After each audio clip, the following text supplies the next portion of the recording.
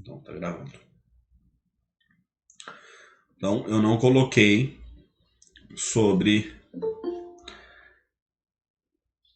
essas duas... Sobre esse capítulo, tá? Condutores em equilíbrio eletrostático e capacitância eletrostática. Tá? Porque esse capítulo aqui ele vai falar, basicamente, eu vou dar uma introdução para vocês aqui, porque a gente começa a partir de corrente elétrica nesse capítulo. Na prova vai cair a partir de corrente elétrica. Mas é importantíssimo que vocês tenham um conceito prévio, né? Como todo conteúdo. Mas eu entendo que o conteúdo de física desse ano para vocês é um conteúdo extenso, não é um conteúdo efêmero. Deixa eu compartilhar a tela aqui, eu tô gravando, mas não tô compartilhando a tela. Professor, estava estudando esse capítulo agora. Mas a gente tinha combinado em sala de aula que eu não ia cobrar o capítulo 4. Não, agora eu lembrei aqui. Eu percebi. O nervosismo faz com que a gente fique cada vez mais nervoso. Se vocês estiverem estudando, toda vez que vocês estiverem estudando, tá nervoso, tá preocupado, pode mandar uma mensagem pra mim, não tem problema nenhum, não. Se eu não puder responder, infelizmente eu não vou conseguir responder. Mas se eu tô de boa, que nem agora, eu tava de boa. Eu tinha mais gente perguntando, mandando mensagem pra mim, eu tava lá. E aí eu falei, vamos ver. Se a galera quiser entrar, boa. Tá? Inclusive, deixa eu mandar mensagem pra uma pessoa.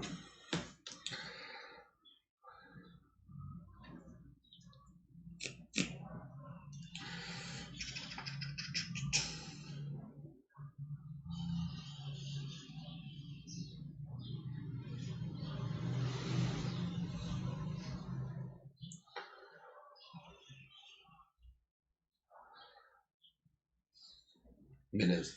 Ô Igão, depois você faz um favor pra mim, chama o Thiago pra entrar. Beleza. Acho que o Thiago está na escola, professor. Ah, que beleza, não? Mas eu creio que ele tá estudando, porque ele conversou comigo até pouco tempo. Enfim, bora lá. Então, quando a gente fala de condutor, quando a gente falou de condutores em equilíbrio eletrostático, qual era a parte importante de um condutor, tá? Quando a gente falou de equilíbrio eletrostático? Era para entender o fim da eletrodinâmica, perdão, do fim da eletrostática, para dar início à eletrodinâmica, tá?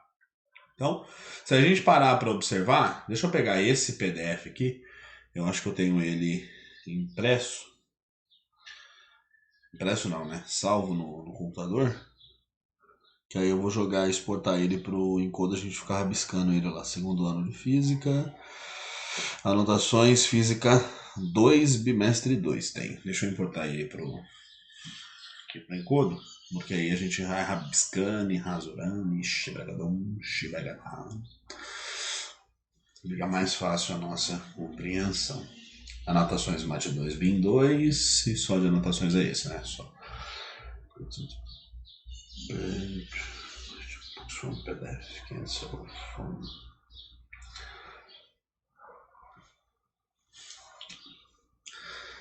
Segundo ano, não. Segundo física. Anotações.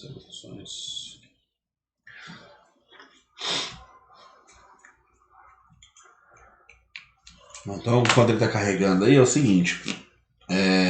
O que nós temos que ter noção previamente é entender o que a física está fazendo. A física ela começou com a parte de eletrodinâmica, tá? O que vem essa eletrodinâmica? O que o próprio nome já sugere. Eletrostática. O próprio nome sugere. Eletrostática, carga em repouso. Lembra que a gente chegou a comentar sobre isso, conversou sobre ele de início, a carga em repouso e tudo mais. E daí para frente a gente começou a estudar a carga em movimento. Foi.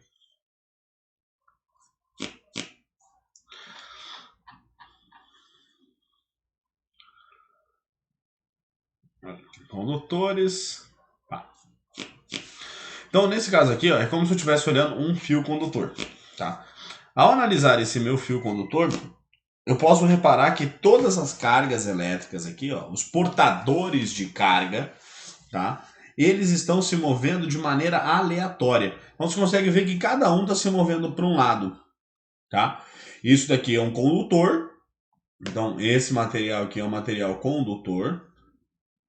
Como que eu sei que ele é um condutor? Ele está permitindo que os portadores de carga se movam. Ora, se ele permite que os portadores de carga se movam, isso daqui caracteriza ele como um condutor, tá? Eu vou passar rapidamente, que o objetivo nosso é do capítulo 5 em diante, tá? E aí o que ele tem, qual é as características que ele está? Ele está em equilíbrio, isso é muito importante. Por que ele está em equilíbrio? Porque eu não tenho cargas se movendo de maneira ordenada, tá bom? As cargas estão se movendo livremente.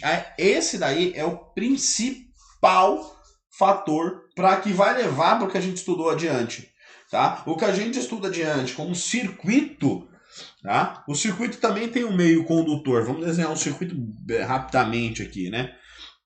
Bateria, polo positivo e polo negativo, sai, fio condutor, passa numa resistência, para não dar curto, né? Só para dizer que não está em curto, e vai para positivo. Beleza. Hoje nós sabemos, né, que o sentido real sai do negativo, mas vamos utilizar o sentido convencional, saindo do positivo. Muito bem. Se a gente desse um zoom, vou abrir esse fio aqui, tá? Vamos falar que ele está aberto aqui. Então vou colocar o interruptor aqui. E ele está aberto. Então suponha que o interruptor está aberto. Se o interruptor está aberto, eu vou dar um zoom nesse fio. Dando o zoom nesse fio, essa daqui é a imagem que eu estaria vendo no fio.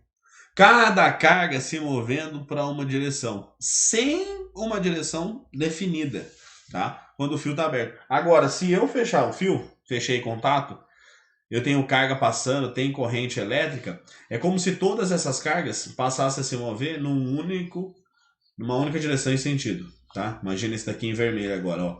Todas as cargas se movendo na mesma direção e sentido. Todas elas. Automaticamente, quando a gente vê todas essas cargas se movendo na mesma direção e sentido, a gente consegue supor algo. O que a gente consegue supor? Bom, se todas as cargas estão se movendo nessa direção e sentido, e elas são cargas negativas, eu posso induzir, né, que aqui eu tenho o quê? Uma força elétrica, certo? A força elétrica faz com que a carga se aproxime do terminal positivo e se distancie do terminal negativo, certo? Então eu posso imaginar, já que todas essas cargas estão se movendo de maneira organizada, que muito provável nessa parte desse condutor ele tem um terminal negativo e nessa parte do condutor um terminal positivo. Então eu consegui imaginar que dentro desse condutor tem o quê? Uma diferença de potencial, DDP. Por que eu tenho um DDP? Porque todas as cargas estão andando na mesma direção e sentido. Ora, se todas estão andando na mesma direção e sentido, tem alguma coisa que está atraindo elas. Então, quando eu trabalho com equilíbrio eletrostático, que é um passo antes de chegar no que nós vimos de circuito, nesse ponto, para que elas continuem andando todas elas livremente, sem ter um movimento ordenado, eu preciso que não haja DDP, porque se não houver DDP, automaticamente no meu interior, ou seja, do lado de dentro dela, não pode ter DDP, eu consigo imaginar o quê? Que não há campo elétrico dentro dela. O que quer dizer não ter DDP? Quer dizer que o potencial é constante no seu interior, porque DDP é diferença de potencial. Se não tem diferença, quer dizer que o potencial ele é constante. Então, potencial constante. E é isso daqui que é o que vai facilitar para quando a gente entender corrente elétrica, a gente conseguir compreender que num pedacinho de fio, minúsculo que seja o pedacinho de fio, ao analisar se ele está ligado, tudo bonitinho, eu tenho aqui um potencial A no pedaço de fio e aqui um potencial B no pedaço de fio. Esse potencial A tem que ser diferente do potencial B.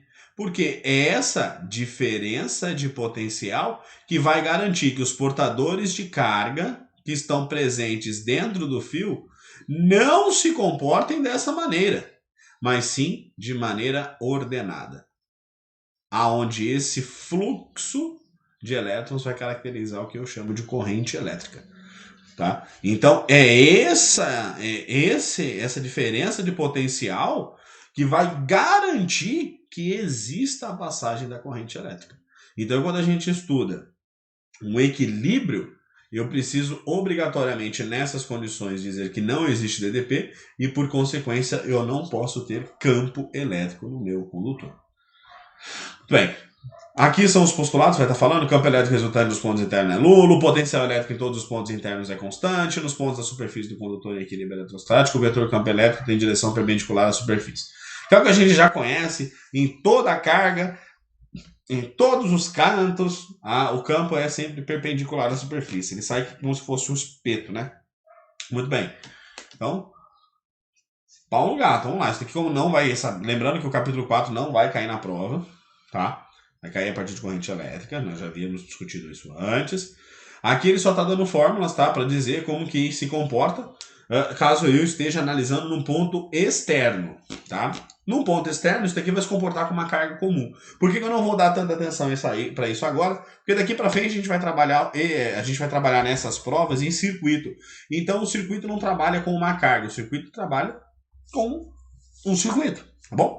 Então nesse caso eu não vou se importar tanto, né, em estudar esse ponto. Isso daqui era mais quando a gente estava trabalhando com uma carga pontual em repouso, tá? Como a gente não está mais trabalhando em repouso, a gente vai começar a trabalhar a carga em movimento. Isso daqui não é importante para mim, mas é importante porque vocês, para mim, entre aspas, né? É importante para a gente se atentar para a prova. A importância dela é entender que quando eu trabalho numa carga pontual, eu tenho que entender o que o elétron faz, porque é o elétron que vai causar, né, o movimento de cargas. O movimento dos elétrons que se dá a corrente elétrica. Então, é importante que tenha noção. Mas, bom, é o que a gente já sabe, né? No ponto exterior, nesse ponto aqui, eu tenho presença de campo elétrico, como está aqui, ó, a presença do campo elétrico, já que é uma carga positiva, o campo elétrico sai, então eu tenho presença de campo elétrico, tenho a presença de um potencial, e aí eu consigo calcular qual é o campo naquele ponto. O campo naquele ponto é dado por essa forma e o potencial é dado por isso daqui. Esse potencial é de extrema importância, porque eu vou estar trabalhando em um meio condutor aonde eu preciso descobrir qual é o potencial nesse ponto e o potencial nesse ponto, para que eu diga que entre esses dois terminais eu tenho uma DDP, tá? Aqui, ó, se eu pegar dentro dessa esfera aqui, condutora, se eu colocar um pontinho aqui e um pontinho aqui, eu não tenho entre elas diferença de potencial. Eu tenho exatamente o mesmo potencial. Tá? É isso que o capítulo 4 está mostrando. Beleza. Aqui ele vai falar quando ele está bem próximo e quando ele está na superfície e quando ele está interno à superfície. Está aqui, ó. E ele interno à superfície. Não tem campo, ó, lembra? Interno à superfície não tem campo e o meu potencial é sempre constante, porque ele está em equilíbrio eletrostático. Densidade na superfície vai ser o poder das pontas e tudo mais. Aí ele fala sobre capacitância, que no momento capacitância pra gente não precisa se atentar, porque a gente vai ter um capítulo só de capacitores, tá? Depois a gente fala de resistores, a gente vai falar de capacitor. E aí a gente vai estudar a fundo mesmo o que a corrente elétrica faz no capacitor, tá bom? Então, por enquanto, não tem necessidade. Vocês têm que saber o que é capacitância. Capacitância é a capacidade que um corpo tem de armazenar cargas. Ponto. Isso é o importante no momento para nós. Essas fórmulas não vai cair, tá? Terra e potencial elétrico. Tiagão, lembra que você perguntou para mim? Aquele vídeo, ele tá mais pro capítulo 4, tá? O ideal seria começar, né? Como só vai cair na prova a partir do capítulo 5, seria interessante então começar a estudar, agora sim, corrente elétrica. Tá? Então, o que vai cair na prova, PANS, aqui, corrente elétrica. Daí para frente, com exceção do capítulo 8, então vai cair capítulo 5, capítulo 6 e capítulo 7 na prova. Tá bom? Esses 3 capítulos que vai cair na prova.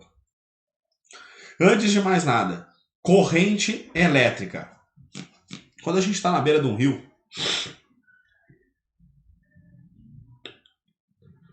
bonitinho,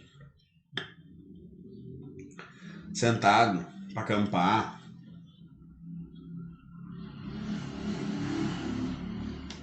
deitadão na beira do rio, e nós vemos a água. Essa água aqui, ela é uma água parada ou é uma água corrente? Vamos lá, pessoal, não é aula não, pelo amor de Deus. Vamos conversar. Muito bem, é uma água corrente. Porque ela está correndo, ela tem uma correnteza, certo? O que é a correnteza? São várias partículas de água, se a gente parar para analisar microscopicamente, são várias partículas de água que estão se movendo de maneira ordenada, certo? Por quê? Se eu tivesse essas partículas de água, essas moléculas de água, cada um se movendo para uma direção, isso aqui ficaria uma água poçada, não seria um rio, uma água corrente, seria uma poça d'água, certo? O que garante que isso aqui seja uma água corrente, que haja correnteza, é justamente o quê? É justamente o fato dessa minha água estar se movendo num sentido, tá bom? Senão ela ia ficar empoçada. Corrente elétrica é a mesma coisa, só que ao invés de eu analisar aqui cada gotículo, cada molécula de água, eu estou analisando em um fio condutor. Então olha só a semelhança, em vez de ser um rio, eu tenho um fio condutor. Dentro desse fio condutor, eu tenho algumas partículas que eu chamo de portadores de carga. Hoje nós já sabemos que são os elétrons que se movem. Os elétrons livres, nós já falamos de condutor e isolante. Para que essa água aqui corra, para que essa água corra, se ela está correndo para a direita, com toda certeza do universo, esse ponto A aqui, ele é um ponto mais alto. Então vamos dizer que esse ponto A está a uma altura H. Vou colocar até Hzão. Uma altura Hzão. E esse ponto B do rio está a uma altura Hzinho. Com toda certeza, Hzão maior do que Hzinho. Porque se não fosse desse jeito, a água não ia se mover. Por quê? Lembrando que as moléculas de água, elas são matéria. Se elas são matéria, elas possuem massa. E a massa interage com o campo gravitacional, certo? Massa, então, interage com o campo gravitacional, fazendo com que ela saia do maior potencial gravitacional. Lembra lá, energia potencial gravitacional? Eu tinha aqui energia potencial é igual a m vezes g vezes h. Eu estou fazendo com que ela saia do maior potencial e vá para o menor potencial. mgh. Então aqui eu tenho energia potencial, vou colocar energia potencial linha. E aí eu posso afirmar, então, que a energia potencial no ponto A é maior que a energia potencial no ponto B. Isso faz com que ela corra, certo? Ela está descendo o meu rio, certo? Então, olha só que coisa absurda. Isso daqui para vocês, algum de vocês tem alguma dificuldade em compreender isso daqui? Em azul? Com sinceridade. Não.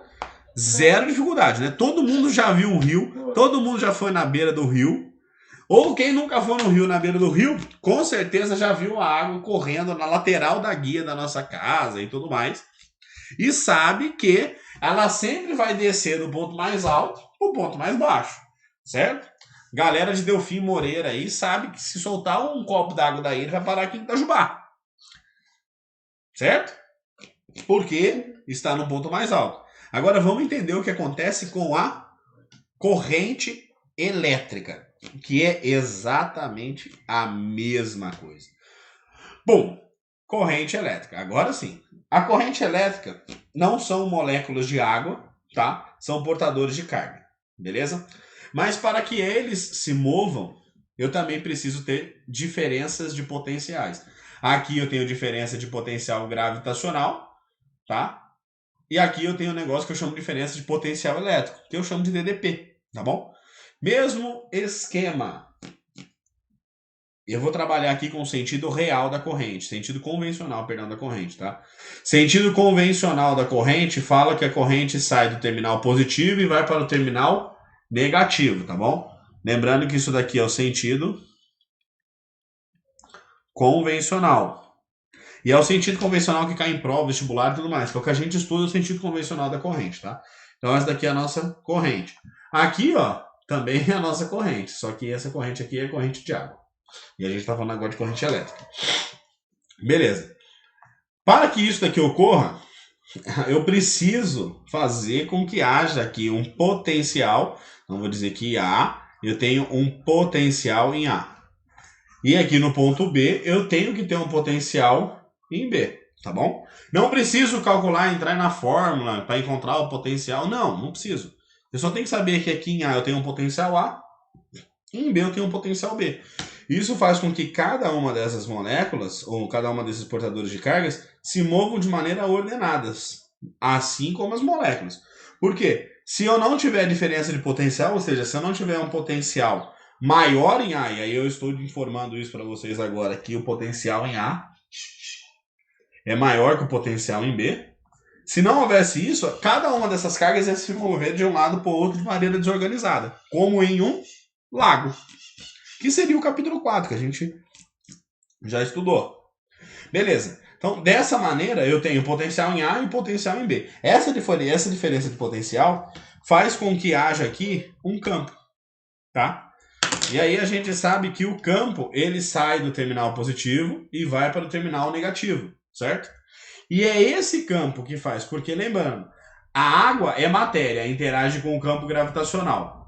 O elétron, ele é carga. E a carga interage com o campo elétrico. Então, como aqui eu tenho um potencial maior e aqui eu tenho um potencial menor, surge aqui o quê? O meu campo elétrico. O campo elétrico. Nós sabemos que as cargas elétricas negativas, elas se movem ao contrário do campo, tá? Mas como a gente está no sentido convencional, entenda, as cargas elétricas saem do terminal positivo, que é um potencial maior, e vão para o polo negativo, que é um potencial menor. É isso que acontece. É exatamente igual ao que acontece com a água no rio. É o que acontece com a carga dentro de um fio. Fio, até rimou. Uma pergunta. Quem aqui já viu um moinho d'água?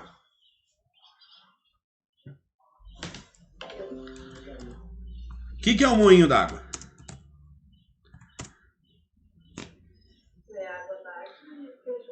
Muito bem, a água bate, faz com que o moinho gire, certo? E o moinho girando, aquele moinho d'água girando, ele está aproveitando da energia da água, ele está aproveitando o movimento da água, né?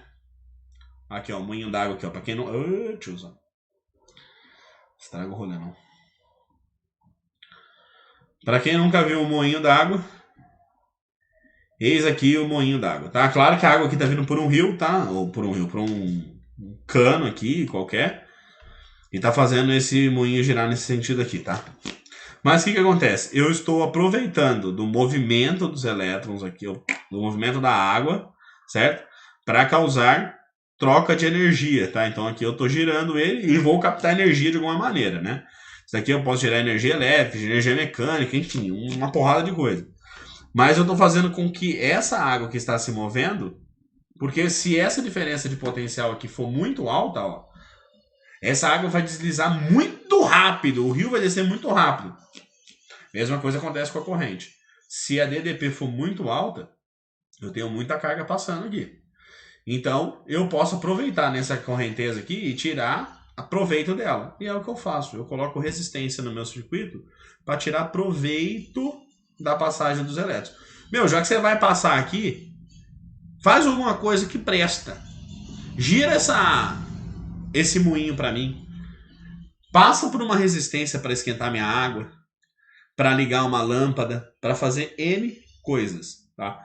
Então, olha só, faça sempre essa analogia da corrente elétrica com a corrente d'água, que vai ser muito mais fácil de entender e compreender. Até aqui, quais dúvidas vocês têm ou quer perguntar alguma coisa, a gente já vai deglutindo as informações de pouquinho em pouquinho. Lembrando que não é aula, então, por gentileza, pode ligar o microfone, pode falar, a gente está estudando num grupo de estudo aqui. Tá tranquilo. Não entendi isso, ficou baixo o seu. Beleza. Tiago. Então, tá ficando mais fácil de entender. Certeza, Tiagão. Certeza. Tá bom. Israel, Igor e Samuel e Maju, que não se manifestaram. Suave, professor, suave. Suave, né? Fico perguntando-me se vocês estão realmente pelo menos olhando pra tela. Nada de Free Fire, hein? Tô vendo muito longe já. Está duvidando? Beleza. Flauzino, tranquilo? Sim. Show de bola, Samuel. Beleza. Então, bora, Legions. Agora nós vamos entender aí, nós vamos agora realmente pegar firme aí nas compreensões aí. Então, tudo que eu falei lá atrás de corrente, aqui ele vai estar trazendo de maneira muito mais técnica, assim, digamos, né? Assim, e não lúdica como o Rio, tá? Então, vamos lá. Aqui tá uma bateria de carros que todo mundo já deve ter observado alguma dessas, tá? Embora os carros hoje em dia estão com essa bateria cada vez mais escondida, mas com certeza alguém já foi num posto de gasolina ou algo do gênero e já viu uma bateria dessa, tá? Isso aqui é uma bateria selada, tá? Mas aqui o importante é o seguinte, eu tenho um polo positivo e um polo negativo. Muito semelhante às pilhas de controle que vocês encontram dentro do controle, que é o lugar que elas devem ficar, né? Beleza, onde ela tem aqui nessa parte mais sobressalente o terminal positivo e nessa parte onde não tem nenhum ressalto o terminal negativo. O que quer dizer esse terminal positivo e terminal negativo? Isso nada mais quer dizer do que há uma diferença de potencial, certo? Aonde esse potencial aqui é maior do que esse outro potencial. Se eu falo que ela tem 12 volts, quer dizer que ela tem 12 volts de DDP. Ou seja, eu posso ter nesse potencial aqui 100 volts. E nesse potencial, 112 volts. Bom, essa é a minha diferença de potencial. Da mesma maneira que quando eu falava de energia potencial gravitacional, e o mais legal é que esse daqui é o meu prédio forever, né? Vocês sempre vão ver eu desenhando prédio desse jeito. Nessa altura aqui, ó, eu tenho um potencial A. E nessa altura aqui eu tenho um potencial B. Eu posso falar que o potencial em B é 0, da mesma maneira que eu posso falar que o potencial em A é 100, a altura em A tem 100 metros. Mas se eu tratar com uma referência sendo aqui, ó, aqui falar que é o 0, eu tenho que dizer que aqui então é menos 50. Porque a diferença de altura de A até B são 100 metros. Então se eu falei que aqui meu referencial é 0, aqui eu tenho o referencial menos 50, tá? A diferença desses dois potenciais são iguais, a diferença é 100. O valor que eu coloco aqui ou aqui não me importa. Eu sei que a diferença tem que ser 100. Tá bom? Então, se lá e para aqui passou a ser 50, né? Não mais 100. Aqui é 50. Então, tá vendo que a diferença continua sendo 100? Muito bem. Dessa maneira, a bateria é a mesma coisa. Ah, minha bateria é 1,5 volts. A gente convencionou dizer que o terminal negativo, ele é o terminal do aterramento, é o terra. Ou seja, se é terra, o potencial é 0. Assim como na energia potencial gravitacional, a gente adotava o chão como sendo 0 de referencial gravitacional. A gente utiliza o polo negativo como sendo o 0 de potencial elétrico. Ou seja, se a bateria então tem 12 volts, eu posso atribuir e sei que o terminal positivo que tem 12 volts positivos, porque o terminal negativo tem 0 volts. Mas é só isso, tá? E eu preciso dessa diferença de potencial, que é para fazer com que a corrente saia de um terminal e vá para o outro. Assim como a corrente de um rio precisa sair de uma extremidade do rio e ir para outra. Precisa estar em desnível, tá? E quanto maior o desnível, maior vai ser a velocidade com que a água passa, tá bom? Muito bem. Peguei um fio condutor e dei um megalonte zoom nele aqui. Quando ele não está ligado numa DDP, então esse fio aqui não está ligado numa DDP, a gente consegue observar o seguinte, ó, cada carga, peraí que eu vou fechar a janela que o sol está batendo na minha cara.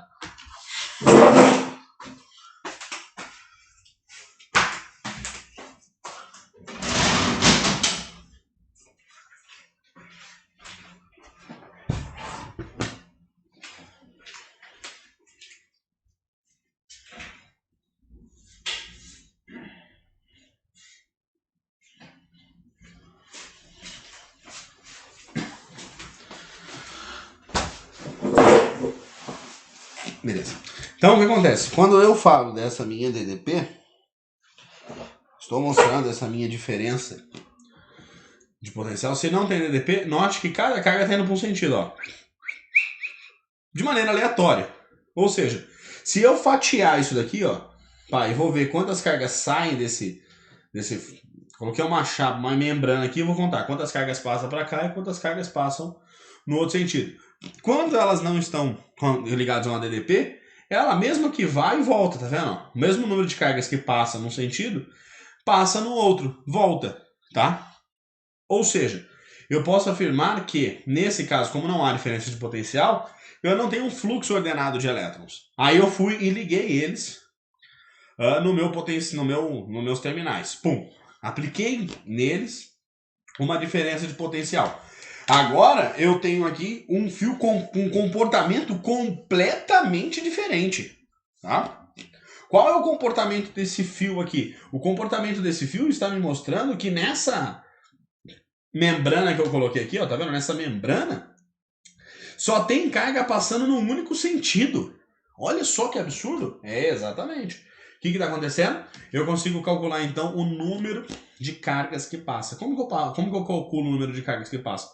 Bom, simplesmente eu vou pegar ΔQ, que seria a carga que está passando, né? A gente já tinha visto que para calcular uma carga qualquer, basta eu multiplicar N, que é o número inteiro, vezes a carga elementar do elétron. Com isso eu consigo descobrir qualquer variação de carga. Muito bem. Então eu consigo calcular essa variação de carga, ou seja, quantas cargas estão passando aqui. Bom, mas me interessa saber quantas cargas estão passando no intervalo de tempo. Porque aí eu sei que, passou 1000 cargas, tá? Mas passou 1000 coulombs. Mas beleza, passou 1000 coulombs em quanto tempo? 1 minuto, 1 hora ou 1 dia? Você consegue ver que, se a gente for falar de 1000 coulombs, a gente imagina só se você tá na beira tá na beira da rodovia, tá? E só que só passa carro num sentido daquela rodovia, tá? Beleza, eu tô analisando aquela rodovia e falo pra você assim, galera, passou nessa rodovia 1000 carros. Beleza. O trânsito tava forte? Tinha uma intensidade forte de carros passando por ali ou não? Não tem como você afirmar. Você fala, não, mas 1000 carros é muito. Beleza, eu fiquei lá 1000 dias. Bom, aí já não é muito carro, passou um carro por dia. E é muito pouco um carro por dia. Então eu preciso saber a quantidade de carga dividido por um intervalo de tempo, né? Então a relação da quantidade de carga por intervalo de tempo. E é isso que é a corrente. A corrente elétrica, ela nada mais é do que a quantidade de cargas que estão fazendo. Imagina que isso aqui fosse um pedágio, tá? Quem aqui já viajou, já pegou aí rodovia, já passou por pedágio, imagina só que aqui você não paga nada, tá? Aqui você só passa e você é contabilizado quanto que passou. É a variação de cargas, que seria os carros passando num pedágio, dividido por um tempo, certo? Nós utilizamos no Sistema Internacional de Medidas a variação de carga como coulomb e o tempo como segundo. Isso daqui, então, é a intensidade média da corrente elétrica, tá? Porque se eu quisesse saber a intensidade instantânea, eu teria que fazer esse ΔT tender a zero. Mas não importa. Para a gente, a fim de cálculos e estudos, nós temos que corrente elétrica é igual a ΔQ, que é a variação de carga, sobre ΔT, ao longo de um determinado tempo, tá bom? Em outras palavras, é se aquela estrada está muito movimentada ou não. A intensidade de carros está passando no pedágio por segundo, tá bom? Então eu consigo expressar a minha corrente como sendo igual ao AN, que é o número inteiro, vezes E, que é a carga elementar do elétron, dividido por ΔT. Isso daqui é a corrente, tá? Mas a maneira usual que nós vamos encontrar é desta maneira aqui. Tá bem? Muito bem. Dúvidas até o momento? Diga. Aquele N ali significa o quê? Tipo, a delta aqui igual a... N é um número inteiro. Que imagina só, cada carga, o mínimo que eu consigo ter de carga qualquer carga é a carga elementar, lembra? Que é um elétron. Então imagina que você tem um átomo, aí do átomo eu tirei um elétron. Isso daqui é um elétron, certo? Esse elétron é o mínimo de carga. Eu não consigo dividir esse elétron e ter menos carga, menos é fogo, né? uma carga menor do que a carga do elétron. É impossível eu ter uma carga menor do que a carga do elétron, tá? Então, se isso daqui é um elétron,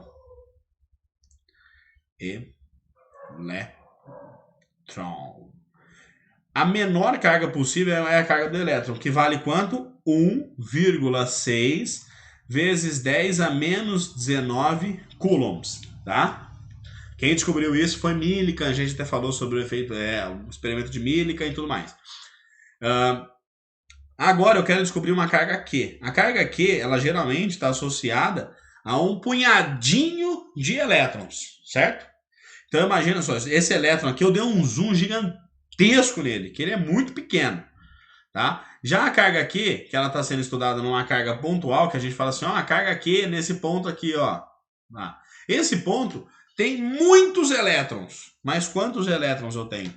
Bom, eu tenho um número inteiro de elétrons aqui, porque eu não consigo dividir o elétrons.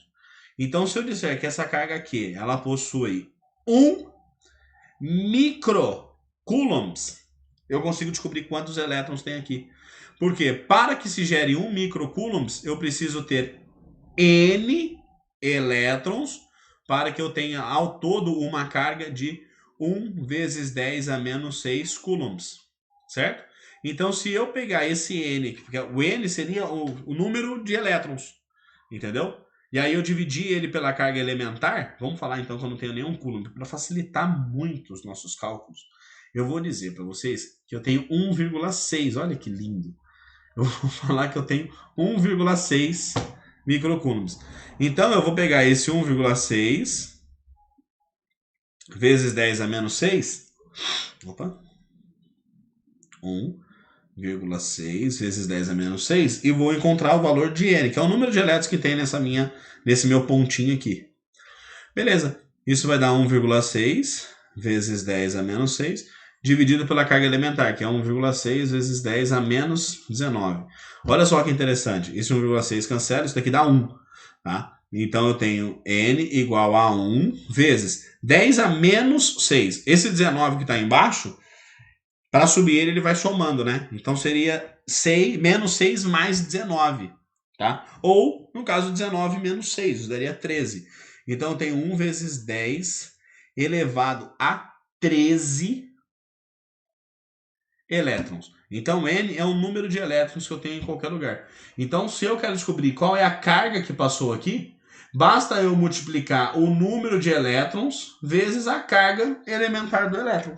Entendeu? Aí eu consigo descobrir qual é a carga que passou, em função do número de elétrons que passou. Então esse N seria o número de elétrons. Tranquilo?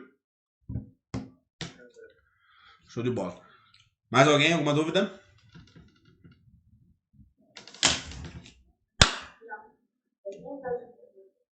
Beleza.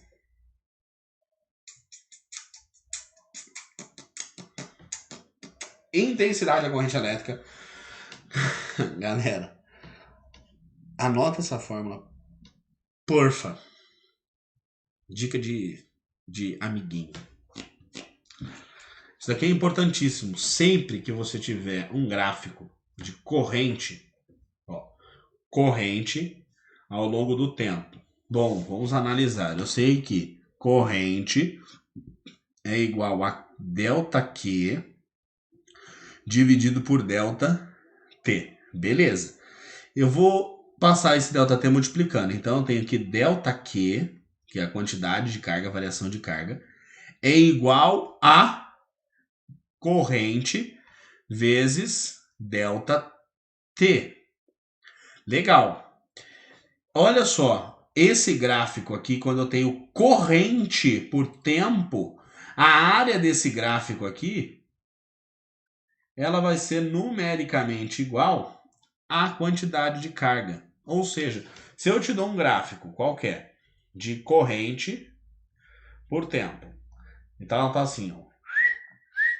Por exemplo, aqui t igual a 0, aí aqui t igual a x, t igual a, aqui t1,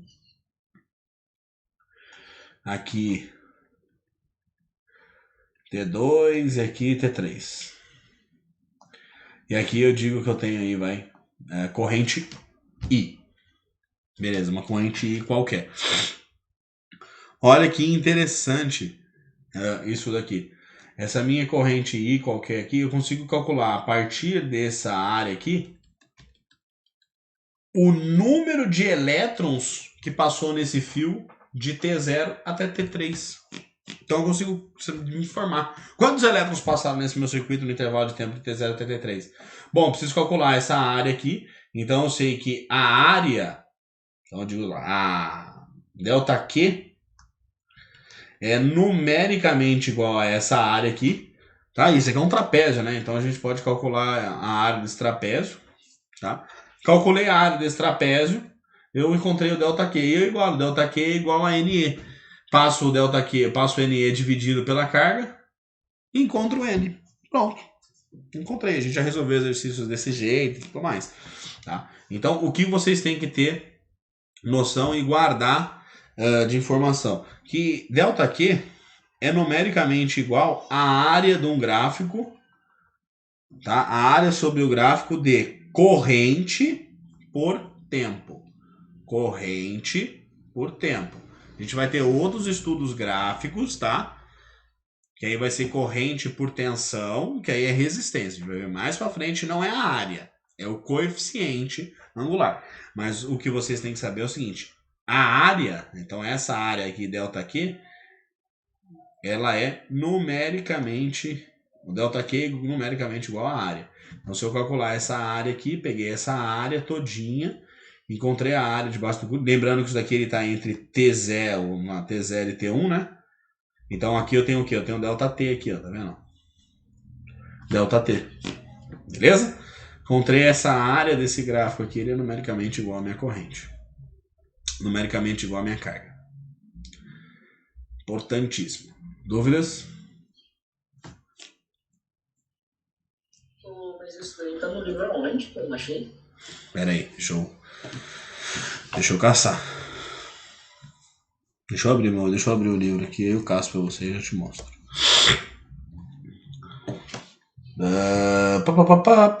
Corrente elétrica, intensidade da corrente elétrica. Vai estar na página, por volta da página 381. Vamos procurar aqui, vai. 308. Nossa senhora.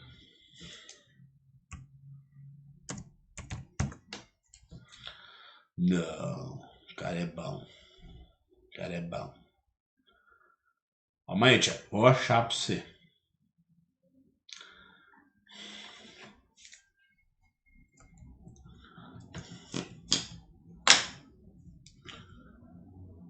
É bom, Sebastião. É bom, Sebastião. O burro. O sentido da corrente, intensidade, média. Ué, Thiagão, tem um exercício aqui que fala sobre isso? Vai ficar no livro do ano passado? Não tem essa matéria não.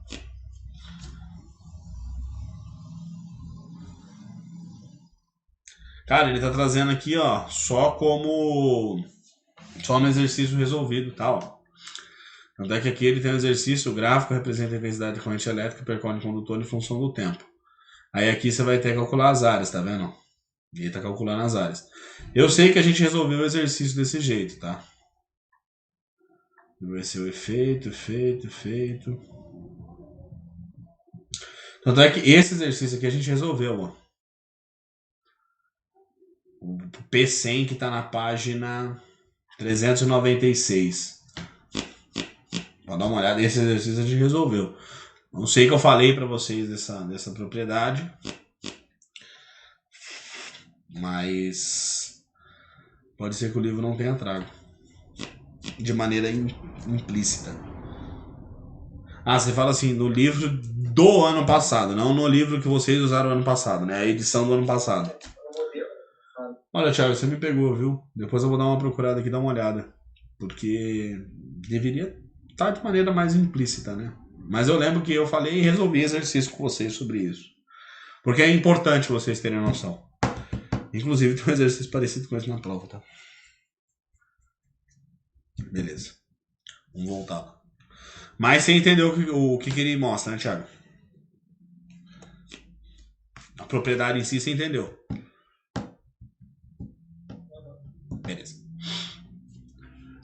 Bom, aqui ele vai falar sobre o sentido da corrente elétrica, tá? O sentido convencional e real. Não vou me atentar muito a isso, eu creio que você já tenha entendido, que nós sabemos que a carga elétrica negativa, ela sai do terminal negativo e vai para o terminal positivo, e é a carga elétrica que se move, a carga elétrica que se move é a carga negativa, mas antigamente eles acreditavam que a carga que se movia era a carga positiva. Como? Que razão, circunstância, o que é negativo que vai ser estudado? Não, vou estudar o que é positivo. Tá? Foi por essa questão conservadorista do sentido de positivismo e negativismo que foi adotado que o sentido da corrente, ou a carga, o portador de carga que se movia era o portador de carga positiva. E nós sabemos que é o portador de carga negativo. Não tem como você arrancar um próton de um átomo, tá? Sem que cause uma grande explosão nuclear. Tá? Uma liberação estupenda de energia. Então, a gente sabe que o que solta, e de maneira muito fácil, são os elétrons, tá? Dependendo dos materiais, de maneira muito fácil, são os elétrons. Então a gente sabe que na verdade é os elétrons que se movem, tá? Então se adotou o sentido convencional, que é a corrente sai de um polo maior para o polo menor. Tá bom? Beleza. Circuito elétrico. É interessante vocês terem uma noção, né? O que é um circuito elétrico? Nada mais é do que um meio condutor que interliga os dois polos. Tá? Aí tem alguns componentes aqui nesse circuito elétrico. Nós temos uma lâmpada, que ela oferece uma certa resistência na passagem da corrente elétrica, e eu tenho uma chave, que é um interruptor, que ele vai permitir ou não que o meu circuito esteja fechado ou aberto. Nesse caso, ele está com o circuito aberto, tá? Então, se você parar para analisar, a carga elétrica que está aqui no meu terminal positivo, ela não consegue passar, ela passa pelo fio, chega aqui e para, porque não tem para onde ela ir. Quando essa chave fecha, a minha carga sai do terminal positivo, a corrente percorre aqui, desce esse fio, que não oferece resistência, passa pela chave que também não oferece resistência, até chegar na lâmpada, tá? A lâmpada é um filamentozinho aqui. Conforme ela passa, esse filamento oferece resistência, há um atrito, ao choque desses meus elétrons. Com esse choque, há liberação de energia. Essa energia é transformada em energia térmica e energia luminosa. Ela manda esses raios de luz que ilumeia o ambiente. E em seguida ela continua para completar o seu caminho e chegar até o terminal negativo. Tá bom? Esse daqui é um circuito. Esse é o circuito mais básico que existe, tá bom? Onde eu tenho chave e resistência.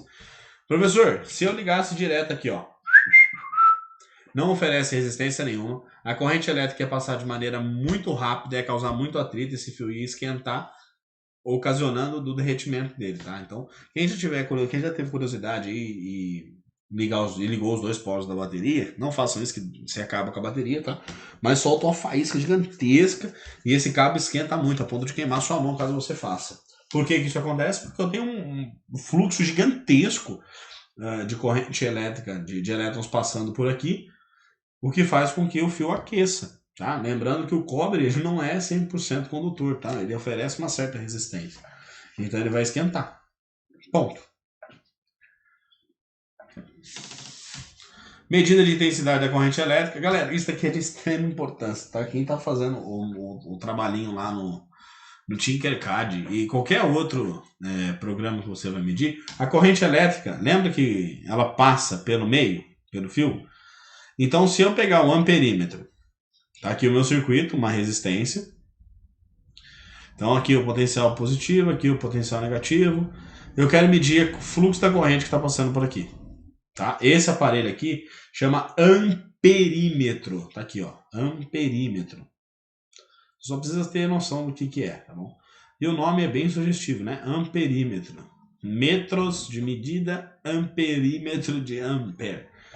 Beleza, corrente elétrica. Então, o amperímetro, olha só que legal a cor que fica aqui, né?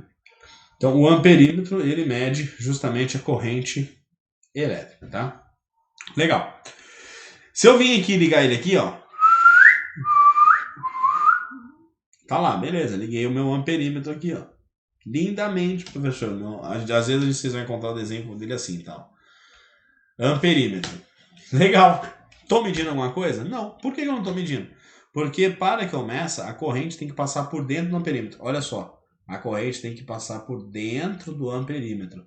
Aqui a corrente passa por onde? A corrente passa pelo resistor. Ó. A corrente não passa por dentro do amperímetro. Ué, professor, como que eu teria que fazer então? Você tem que vir aqui. E aí quando eu falo, galera, tem que colocar em série. O amperímetro tem que estar em série com o resistor. O resistor está aqui. Aí você abre o circuito, coloca aqui o amperímetro.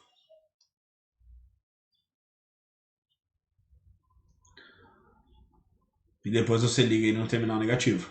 Agora sim, você consegue medir qual é a corrente elétrica. Porque note, a corrente vem, passa pelo resistor, certo?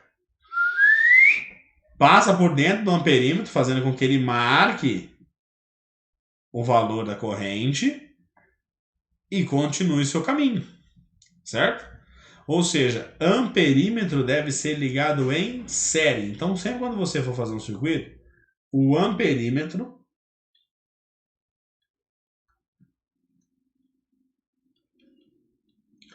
deve ser ligado em série. Isso é muito importante, tá bom? O amperímetro, então, nada mais é do que o instrumento utilizado para medir corrente elétrica. Corrente elétrica, a lei dos nós, essa lei é importante, a gente fala dela direto quando a gente trabalha circuito, tá? Ela é conhecida também como a primeira lei de Kirchhoff, tá? Um fantástico físico alemão ou russo, agora eu não lembro, que desenvolveu várias coisas, inclusive o início da física quântica se deu através de um questionamento de Kirchhoff, um fantástico físico, tá? Ela diz o seguinte, que a somatória das correntes que chega em qualquer nó, então eu vou analisar esse nó aqui, ó. Esse daqui é um nó. O nó, você já sabe muito bem, que é onde o meu circuito se divide. A somatória das correntes que chegam no nó, quais as correntes que estão chegando no nó? I1 e I2. Então a somatória das correntes que entram no nó é igual à somatória das correntes que saem do nó. Nesse nó aqui, eu tenho que I1 mais I2 é igual a I3. Esse nó aqui, vamos lá, I1 está entrando, então tem I1 entrando, I2 entrando, então I1 mais I2 entrando, I3 também está entrando, ou seja, chegando no nó, mais I3, é igual aos que saem, só o I4 sai, então é igual a I4. Nesse nó aqui, nesse nó eu tenho I1 chegando e só I1, ele é igual então aos que saem, e está saindo I2 mais I3. Esse cálculo aqui é fundamental para quando a gente vai resolver qualquer exercício de circuito, tá bom? Então, essa lei aí é super importante, tá? Em qualquer nó de um circuito elétrico, a soma das intensidades das correntes elétricas que chegam até ele é igual à soma das intensidades da corrente que sai até ele. Em outras palavras, a somatória das correntes que chegam no nó é igual à somatória das correntes que saem do nó. Pessoal, tranquilo até aqui? Tranquilo. Beleza. Efeito da corrente elétrica, eu vou só falar, né? Daí todo mundo, isso daí é a parte que a maior parte da pessoa entende, porque todo mundo tem chuveiro em casa, tá? Bom, efeito térmico é quando a corrente elétrica, ao passar por uma resistência, na verdade isso aqui não é resistência, isso aqui é um resistor, passar pelo resistor, a resistência dela, ou seja, o atrito das cargas fazem com que ela gere calor, tá bom? Então a gente chama isso de efeito Joule. Efeito químico, a galera que vê liquefação, ou croma, o que acontece? Você passa um produto aqui e liga um terminal nesse polo aqui e outro terminal dentro do produto. Nós vamos fazer o produto colar, grudar aqui na superfície desse metal aí, através de um efeito elétrico, tá? Efeito luminoso, a luz, quando passa por um determinado gás ionizante, ela libera luz, tá? Libera fóton. Que aí quando encosta na superfície, ele brilha. Por exemplo, as lâmpadas fluorescentes, tá?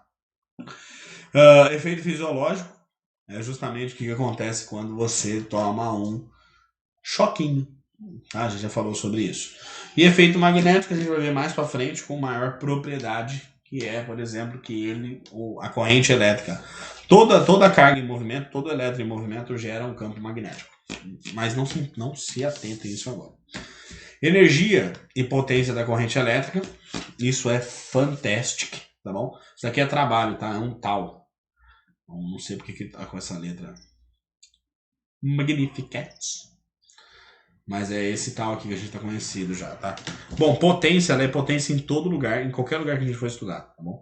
Potência é igual a trabalho dividido por tempo, beleza? Isso é potência em qualquer lugar, tá bom? Bom, aí nós temos que entender o que vem a ser os trabalhos. Nós sabemos que trabalho elétrico é Q vezes U, que é DDP, certo? Carga vezes DDP, dividido pelo tempo. Beleza. Opa! Pera lá, biririm, bororó, bururum. Então, isso aqui é potência, né? Mesma coisa, ó. Potência é igual ao trabalho. A gente sabe que trabalho é carga vezes DDP, dividido por ΔT. Mas o que é carga dividido por ΔT? Ora, carga dividido por ΔT, nós vimos pouco atrás que ela é corrente elétrica. Isso aí. Em outras palavras, a potência elétrica é igual a corrente elétrica vezes DDP. Aí sim, a partir daqui, quando a gente estudar a primeira lei de Newton, a gente vai conseguir variar um monte de coisa, tá bom? Geralmente, a carga elétrica, a potência a gente vai trabalhar ela em joules por segundo, tá? Mas existem outras maneiras da gente trabalhar a potência, como watt. Então a gente sabe que joules por segundo pode ser representado por watt. Aqui o trabalho é joule, então a gente vai também deixar em joule mesmo, tá bom? Mas às vezes a gente trabalha isso daqui como esse trabalho aqui, que nada mais é. Lembra também que trabalho é igual à variação da energia elétrica, tá bom? Isso aí é coisa que a gente aprendeu no começo também, variação da energia elétrica. Então, eu posso dizer que trabalho e energia elétrica é igual. Trabalho é igual a energia elétrica, tá? Porque a gente pega aí o trabalho no potencial igual a zero, né? Então, no potencial zero tem um trabalho igual a zero. Então, em outras palavras, né? Só para vocês refrescarem a memória, energia elétrica é igual ao trabalho no potencial zero. Perdão, trabalho no potencial... Vamos colocar potencial A e potencial B. Trabalho no potencial A menos o trabalho no potencial B. Só que o trabalho, eu digo que o potencial B, essa DDP aqui, o VB, eu digo que é zero. Então, eu tenho aqui energia elétrica, eu trabalho no potencial A. Então, trabalho e energia elétrica é a mesma coisa, tá? E aí sim, se eu multiplicar a potência por tempo, ó, potência multiplicada por tempo, eu vou ter trabalho também. Então, eu posso dizer que a energia elétrica é igual a potência vezes ΔT. Ou seja, a potência é watt e o ΔT é tempo. Então, geralmente na conta de luz da gente e tudo mais, a gente encontra essa unidade de energia elétrica, que é o que a gente paga, que é quilowatt-hora, tá? Quilowatt-hora nada mais é do que 1000 watts em uma hora, tá?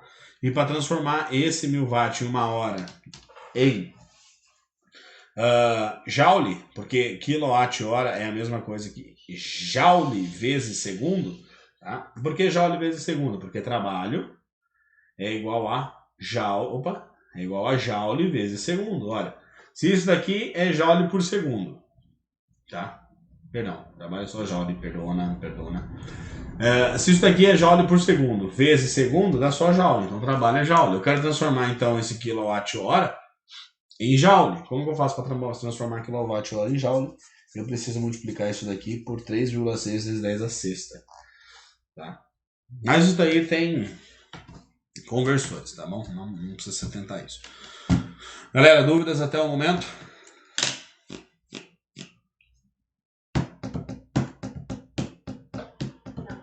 Beleza. Vamos ver se alguém mandou mensagem no Zip Zap Zoom. Eu acho que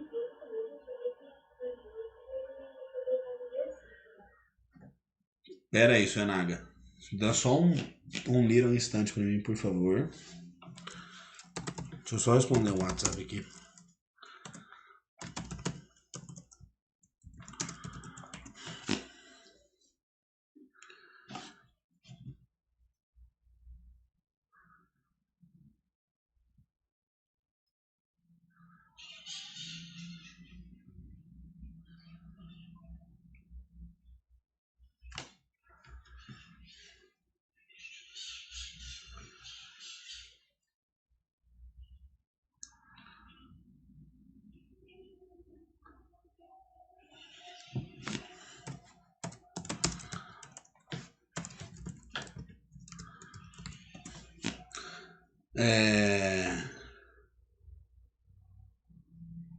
Tá.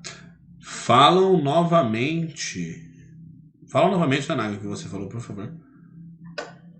Falei que dúvida só vai surgir mais na hora de fazer exercício. Então, realmente, a gente fez bastante exercício, só que se vocês não pegarem para fazer exercício, não vai ficar surgindo dúvida. Essa matéria a gente fez bastante exercício, a gente conseguiu fazer bastante exercício. Só que a maioria dos exercícios eu fui fazendo com vocês, então vocês foram copiando e depois vocês não chegarem em casa, né? Chegar em casa é osso, né? Já estão em casa.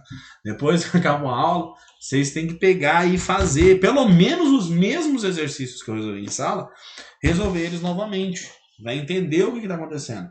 Porque senão, não vai adiantar, tá?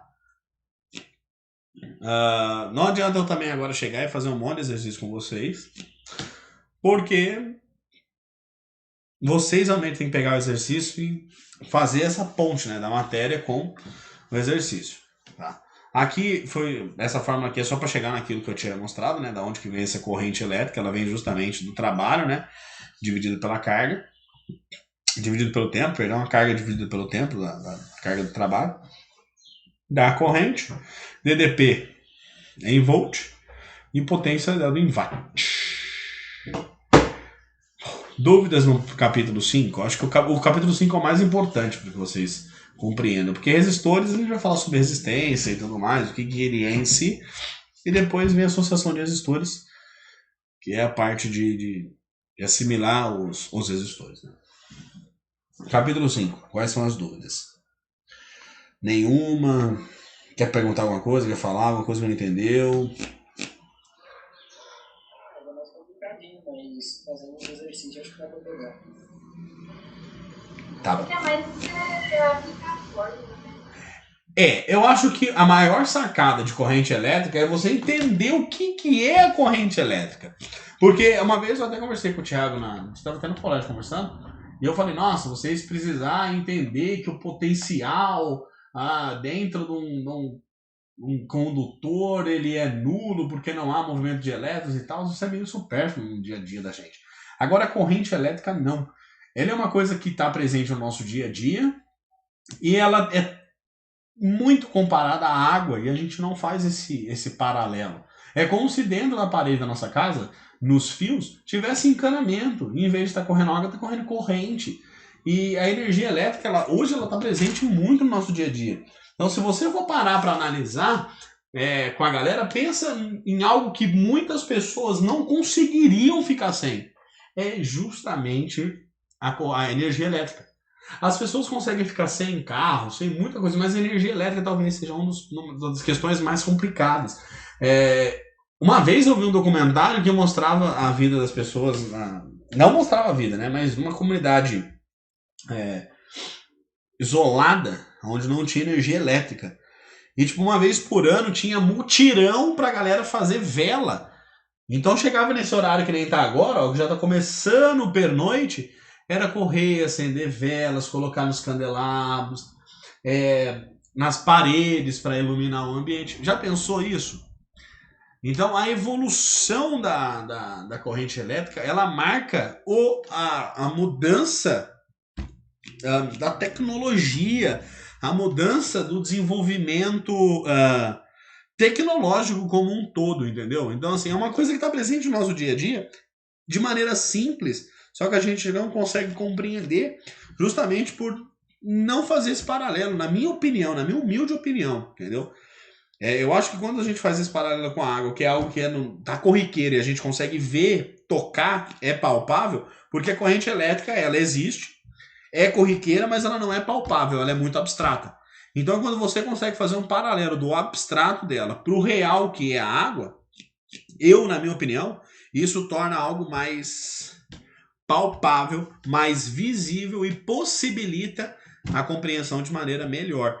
Que, na minha opinião, é por isso que a mecânica é uma área da física que é muito mais, digamos assim, fácil, porque ela é algo palpável, do que a elétrica, que é algo abstrato. A gente sabe que existe, é possível sentir caso você tome um choque, mas você não consegue tocá-la, você não consegue ver ela acontecendo no dia a dia, como por exemplo, se eu soltar uma bola, eu consigo ver a ação gravitacional agindo sobre essa bola e ela caindo ao chão.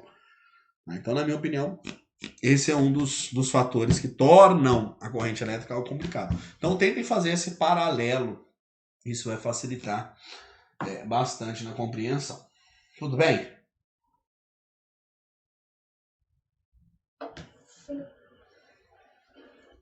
Então, vamos lá, então.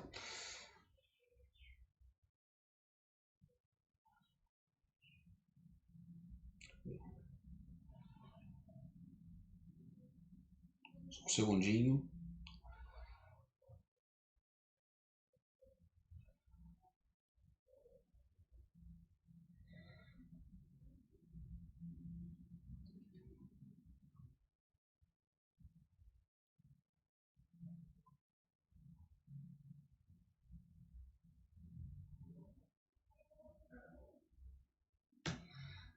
Beleza. Então, resistores. O primeiro componente que a gente vai estudar, que é crucial para existir a transformação de energia e fazer com que a energia elétrica seja usual para nós, porque imagina só, se não houvesse lâmpada, resistor de chuveiro, tá?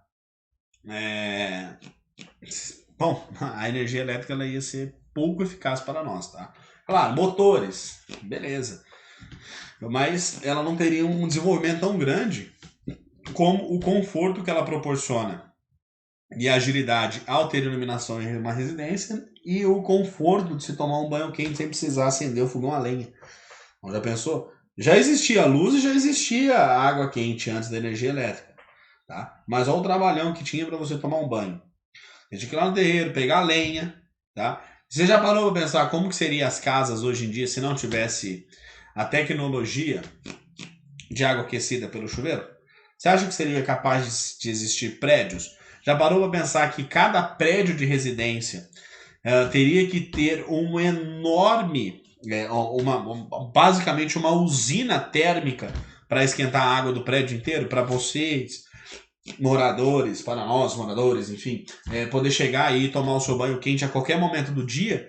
Eu ia ter que ter uma fornalha no prédio para aquecer a água, certo? Já parou para pensar nessas coisas? O que o avanço da energia ou o surgimento da energia elétrica proporcionou para o mundo civilizado? Para a sociedade, digamos assim? Então, é de extrema importância. Como que eu poderia ter? As casas seriam completamente diferentes. As casas todas as casas, ter o seu quartinho, o seu cômodo, com um fogão a lenha, uma fornalha para você aquecer a água, certo? Reservatórios de velas e etc, etc. O índice de incêndio seria muito alto, porque, bom, não preciso nem dizer o porquê, né? Então tá lá.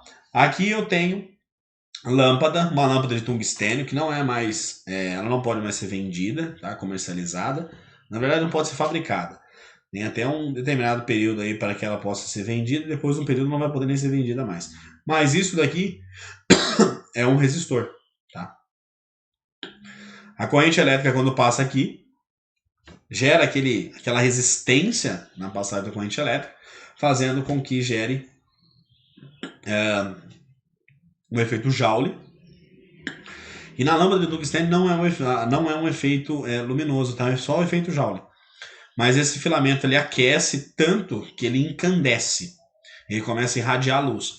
E como eu tenho um gás aqui, que é um gás inerte dentro aqui, ou seja, é um gás que não permite que o tungstênio pegue fogo, esse tungstênio ele vai queimando aos poucos, ele vai evaporando aos poucos, sem que ele se rompa, tá?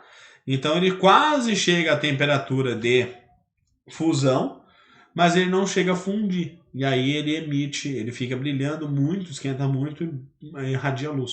Tanto é que se você quebrar esse vidro aqui, entra oxigênio. Oxigênio não é um gás inerte, ele é um gás, oxidante, né? Então você tem calor, combustível e oxigênio, isso aqui pegaria fogo. O tungstênio pega fogo rapidinho, tá? E aí ele queima e rompe. Então é por isso que a lâmpada ela tem que estar bem, o bulbo dela tem que ser bem vedado.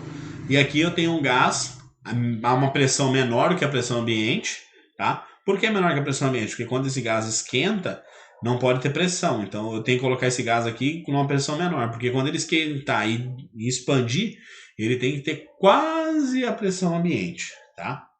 Então, é isso que acontece. Por isso que você consegue quebrar uma lâmpada, né, com muito mais facilidade quando ela está quente, o filamento se rompe muito melhor quando ele está quente, etc.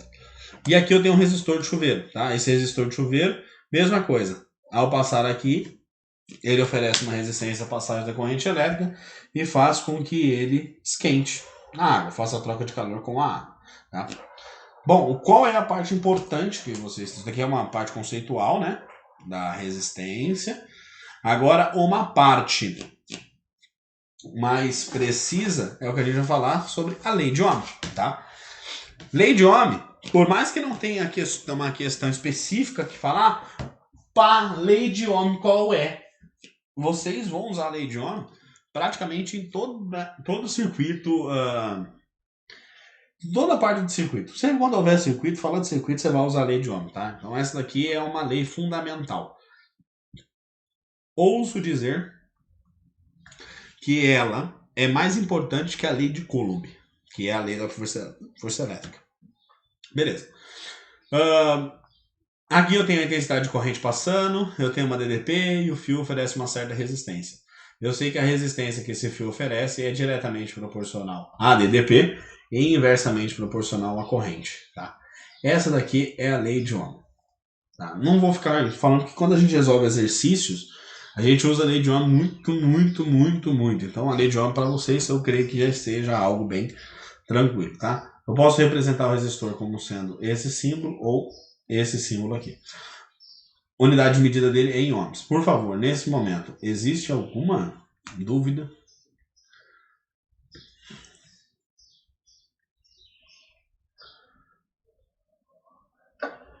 Não. Beleza.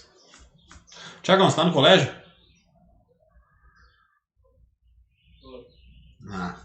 Que hora que você vai embora? Então, meu pai ele tava vindo pra cá, daqui a pouco eu já tô vazando. Eu imaginei mesmo. Vou dar uma apressada aqui. Eu chego lá em casa e eu pego, volto aqui pra aula, eu estudo pelo vídeo. Depois eu vou... Essa aula tá sendo gravada, tá? Então depois eu... Ela vai demorar um pouco pra me upar ela pro YouTube, por causa do tempo. Mas eu upo ela pro YouTube e mando o link pra vocês. Ela vai ficar a aula fechada, não vou deixar ela aberta não.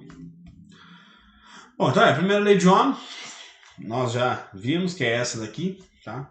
Eu posso dizer, então, a partir daquele que é R igual a U dividido por I, eu posso dizer que a DDP é igual a resistência vezes a corrente, tudo bem? Então eu tenho aí que a DDP-U é igual a resistência R vezes a corrente I. Essa é a primeira lei de Ohm e basicamente é o que a gente usa para resolver quase todos os exercícios de circuitos. Características, tá? De resistores ômicos e não ômico.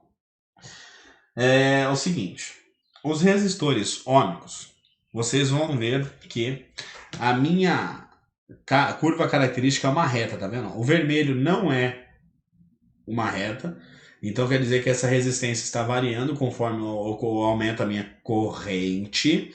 E esse roxo também, tá vendo? Ele varia conforme eu aumento a minha corrente. Então, esses dois não são resistores ômicos. Ah, professor, como que eu pego e descubro a resistência de um resistor não ômico? Bom, eu vou ter que descobrir qual é a resistência dele. Por exemplo, aqui, eu quero saber nesse ponto aqui. Aqui eu vou ter uma intensidade de corrente I e DDP-U. Ou seja, nesse ponto aqui, vamos chamar esse ponto de A, eu sei que a resistência no ponto A é igual a DDP no ponto A dividido pela corrente no ponto A. Só isso, só. O resistor, quando ele é ômico, qualquer ponto que eu medir aqui, ó, ele vai dar constante, certo? E vai ser justamente esse ângulo θ aqui, tá bom? Então, se eu medir o ângulo θ dele, vai dar resistência? Vai.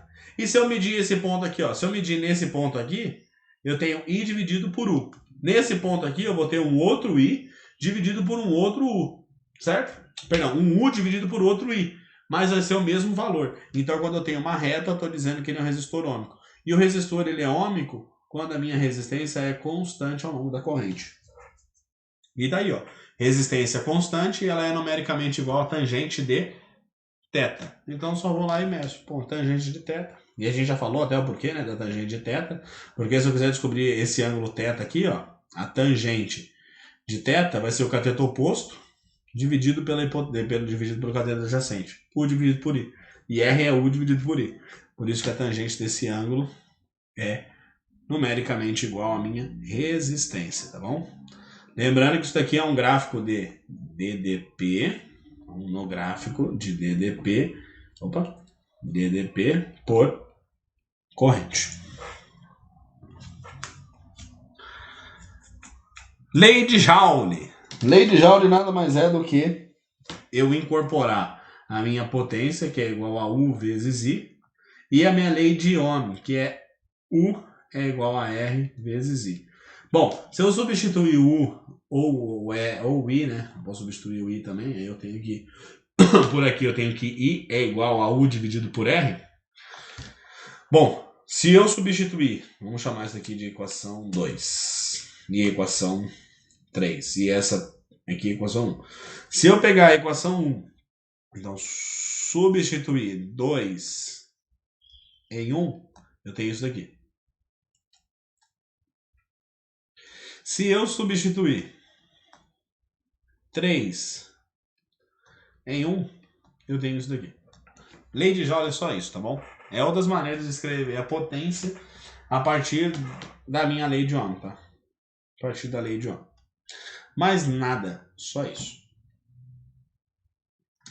Resistividade, aí sim, é quando eu tenho um fio condutor, ou qualquer condutor homogêneo, e ele tem a minha relação da resistência com o seu comprimento, tá bom? Aqui, esse SS aqui é a área de secção, tá bom? É A. Então eu sei que a resistência R é igual a ρ vezes o comprimento L dividido por A, tá bom? Aí eu tenho que esse ρ, que é a resistividade do material,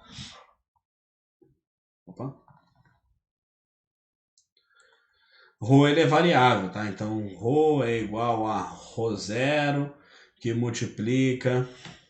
Deixa eu até ver se ele vai mostrar na outra, senão a gente nem... Ah, vai sim. Ρ é igual a ρ0 que multiplica 1 mais alfa vezes a variação de temperatura. Caiu na prova, caiu no vestibular isso daqui, ele vai te dar pelo menos o valor de ρ, tá? Se ele não te der o valor de ρ, ele vai te dar o valor de ρ0 e vai te dar essa fórmula para você encontrar o ρ, tá bom?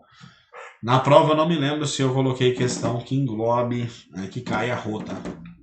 Não me lembro. Mas se cair, ele vai estar te dando a cálculo. E para finalizar, associação de resistores, tá? Bom, a associação de resistores, qual é a ideia, o bizu da associação de resistores? A associação de resistores é você reconhecer se o resistor está em série ou se ele está em paralelo. Qual é o bizu para saber se ele está em série? Imagina que ele é um cano de água. A água consegue sair para outro cano? Não. Então a água que passa em R1 é a mesma água que passa em R2, que é a mesma água que passa em R3. Professor, mas ele chega aqui, ó, nesse pontinho aqui, ó. Tudo bem, mas tem para onde ele sair? Não. Bom, então ele está em série. Então todos eles estão em série? Todos eles estão em série. Aí eu preciso saber como que eu faço para encontrar essas duas características são importantes, tá? Como eu acabei de mostrar que a corrente é igual em todos, então na associação em série, a corrente que passa em todos os resistores é a mesma, e a DDP não, a DDP eu tenho que somar. Então aqui, ó, eu perco um tequinho de DDP aqui, pego um tequinho aqui, até aqui. Então se eu somar todas elas, eu tenho que ter a DDP total. Sim, beleza, show de bola. Preciso encontrar uma resistência que seja equivalente a ela. Sim, a minha resistência equivalente no circuito em série seria a minha resistência equivalente em série é igual a R1 mais R2 mais R3 mais quantos resistores eu tiver. Então, mais Rn. Tá bom? Essa daqui é a minha resistência equivalente. De modo que eu possa substituir todas essas resistências por uma só e o efeito vai ser o mesmo. Muito bem. Pode não estar em paralelo, ela pode estar em série. Mas antes disso, vamos ver o reostato, né? O reostato aqui é justamente quando eu estou causando variação. Não me engano, tem uma de Rheostato na prova, tá? Que é semelhante a essa daqui, né? Então eu vou analisar, a corrente entra por aqui, passa por esse resistor e sai na chave 4. Se eu tirar da chave 4 e colocar na chave 1, por exemplo, na chave 1, a corrente elétrica faz o quê? Ela vem por 1, passa aqui, vem aqui, passa nesse, passa nesse, passa nesse, passa nesse, passa nesse e sai aqui em I. A corrente é a mesma em todos? Sim, a corrente é a mesma. Mas a intensidade muda? Muda. Por quê? Vamos calcular quando ele está ligado na chave 4. Então, quando ele está ligado na chave 4, qual é a minha corrente? Qual é a intensidade da corrente quando ele está ligado na chave 4? Digamos que aqui ele tem uma DDP de V volts. Beleza. Então, quando ele está ligado na chave 4, a corrente é igual a V, que é a DDP, dividido pela resistência. A resistência em série. Qual é a resistência em série quando ele está ligado na chave 4? 1 mais 2. Então, são 3. Então, quando ele está ligado na chave 4, a corrente na chave 4 é igual a V dividido por 3. Beleza. Agora, quando eu ligo ele na chave 1, então eu vou calcular agora a corrente na chave 1. Corrente na chave 1, eu estou ligado ele na mesma DDP, tá vendo? A mesma DDP.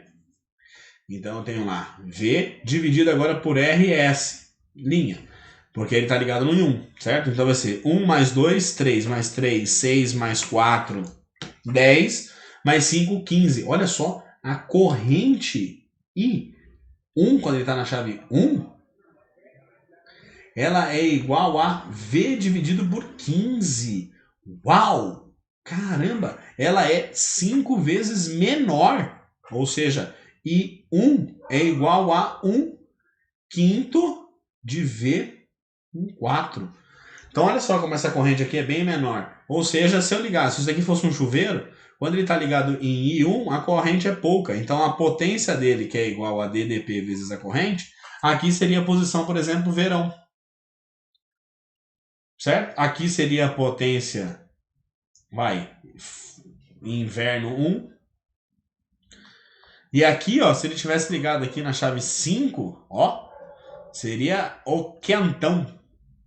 Porque a corrente aqui ia ser bem alta, porque ia ser a corrente igual a V, igual a DDP. Então aqui seria a potência quentão. Beleza? Vimos o rheostato. O fato dele passar, né, da corrente passar, ela causa um determinado efeito Joule. Aqui é sobre os fusíveis, né? A gente falou. Quando ele passa, a corrente passa aqui, é muito alta essa corrente, a intensidade faz ele esquentar, rompe o circuito, são dispositivos de proteção. A lâmpada incandescente, ela é, eu já falei sobre ela, né, o gás aqui inerte e tudo mais, como que ela faz para esquentar, não preciso entrar em detalhes. E aí eu entro em associação em paralelo. A associação em paralelo é justamente quando a minha corrente se divide. Ó, a minha corrente vem por aqui, chega nesse nó, ela se divide. Então ela sobe para cá, vem um pouco aqui, outro aqui, outro aqui. Se a corrente se dividiu e depois se juntou no ponto B, eu sei que todos os resistores que estão entre A e B, eles estão em paralelo. Ou seja, como eles estão em paralelos, a DDP é a mesma em todos. A gente consegue ver que a DDP em Rn é igual a DDP em R3, que é igual a DDP em R2, que é igual a DDP em R1, que é igual a U. Opa, então quando eles estão em paralelo, o que é igual é a DDP. E eu acabei de mostrar que a corrente divide. Então se eu somar, digamos que aqui seria a minha corrente total, a corrente total, somatória das correntes que chegam no nó é igual às que saem. Todas que chegam, I. E as que saem, I1, I2, I3 e N. Somando tudo isso de novo, vai ter que dar I, novamente. Então, as correntes se dividem. Então, somando todas as correntes, eu tenho a corrente total. Como que eu faço para encontrar o minha resistência equivalente no paralelo? Resistência equivalente no paralelo é dado por 1 sobre resistência equivalente igual a mais 1 sobre R1 mais 1 sobre R2 mais 1 sobre R3 mais 1 sobre Rn. Tendo aquele bizu, né, que quando eu tenho de 2 em 2, então eu quero analisar esses dois aqui, por exemplo. Ó. Esses dois eu tenho produto R1 vezes R2 dividido pela soma R1 mais R2. Aí ele vai me dar um novo resistor aqui, R. Aí eu quero calcular esse R com esse 3 aqui. Aí eu vou fazendo sempre de 2 em 2. Eu acho mais fácil, tá? porque você sempre tem um produto pela soma. Só que só vale quando é de 2 em 2 e quando é em paralelo. RP, tá? Que é a resistência equivalente paralelo quando for de 2 em 2, tá? Vou deixar aqui, ó, circulado esses dois aqui, porque só vale quando for de 2 em 2. Casos particulares, aqui ele está mostrando, né, quando for de 2 em 2. E quando for iguais mesmo, todos os resistores que estão em paralelo são iguais. Então eu pego o valor da resistência e divido pelo número de resistores que aparecem lá. E por fim, a associação mista. A associação mista eu vou fazer um mistão, tá? Aqui, por exemplo, eu tenho paralelo e série. Ou seja, esse paralelo está em série com esse L1 e L2 está em série com L3. Então aqui eu teria que encontrar um resistor equivalente, tá, dos dois para fazer a série deles. Aí eu vou encontrar um resistor só que é equivalente a eles, como está aqui nesse caso. Faço o paralelo de 1 e 2, me resultou nesse novo resistor, faço a série deles e encontrei a resistência equivalente. Com essa resistência equivalente, que eu vou calcular qual é a corrente que sai. Aí eu sei que a corrente que sai aqui, I. Aí ela chega aqui e vem I1, I2, I1, I2. E nesse L3 aqui, nesse L3 passa exatamente I também, ó, porque os dois se juntam, né? Ó. Quando eu chego aqui eles se juntam, então aqui passa I. Então se eu consigo descobrir qual é o valor de I, eu sei qual é o valor de 1 e de 2. Então eu sei qual é a DDP em 1 e qual é a DDP em 2. E assim vai indo. Desse jeito que a gente resolve circuitos de associação mista, tá? E para finalizar, curto-circuito. Curto-circuito é justamente quando a minha corrente ela encontra a maior facilidade para passar, ó, do ponto A. Eu posso dizer que o ponto A é o mesmo ponto A aqui, ó. Então a corrente, em vez de passar por 9, ele, opa, que passar por 9 nada, vou subir aqui. Então a corrente sobe, pá, chega aqui. Corrente, quando chega aqui, ela vem parte para cá e parte para cá. Quando ela chega aqui, ó, esse daqui é o mesmo ponto P, tá vendo? Ó? Mesmo ponto B. Então daqui, a corrente passa pelo 9, chega no ponto B até aqui.